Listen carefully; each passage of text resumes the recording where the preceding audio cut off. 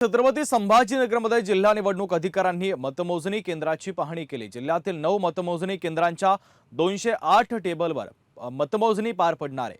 5778 अधिकारी आणि कर्मचाऱ्यांच्या उपस्थितीमध्ये मतमोजणीची संपूर्ण प्रक्रिया पार पडेल। निकालानंतर विजय मिरवणूक काढण्यास मात्र बंदी घालण्यात आलेली आहे।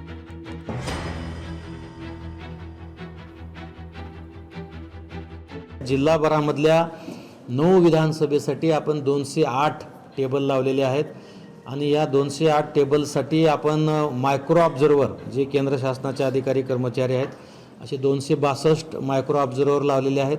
काउंटिंगसाठी जवळजवळ 852 कर्मचारी आपण नियुक्त केलेले आहेत। ओव्हरऑल पूर्ण जिल्हाभरामध्ये जवळजवळ 5778 अधिकारी कर्मचाऱ्यांची नियुक्ती काउंटिंगसाठी करण्यात आलेली आहे।